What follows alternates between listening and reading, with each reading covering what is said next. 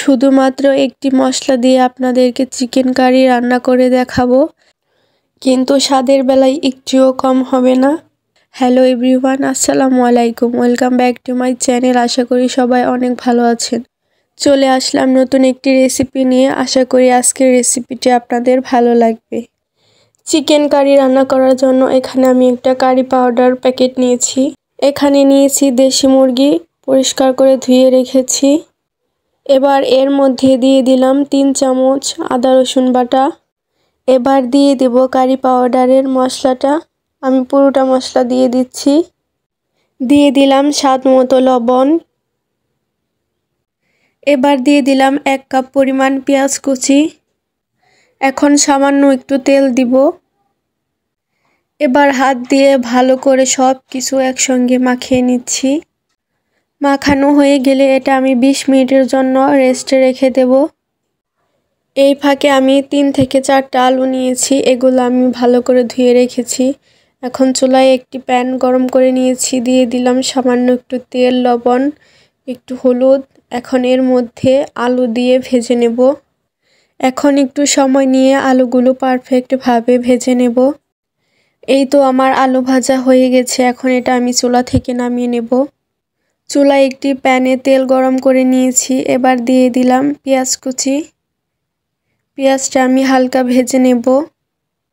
পেঁয়াজগুলো আমি হালকা ভেজে নিয়েছি। এবার দিয়ে দেব মশলা মাখানো মাংস। চিকেনটা আমি নেড়ে নিচ্ছি। এবার পেঁয়াজ তেলের সাথে চিকেনটা কিছুক্ষণ ভেজে নেব।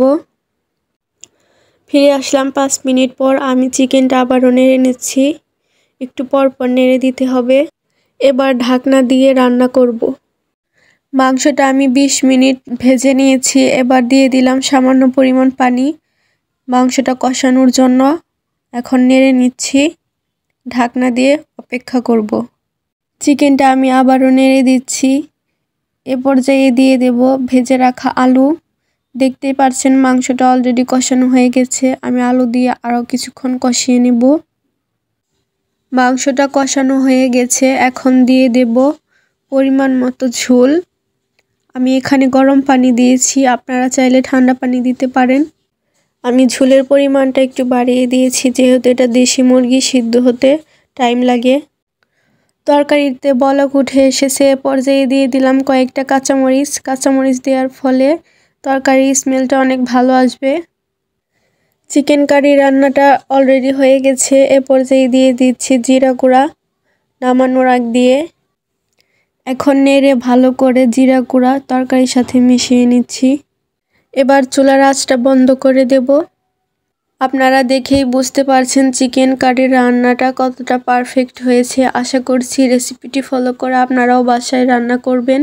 এই চিকেন কারির তরকারিটা আপনারা গরম ভাতের সাথে, পোলাওর সাথে, রুটি বা পরোটার সাথে খেতে পারেন, খুবই ভালো লাগবে।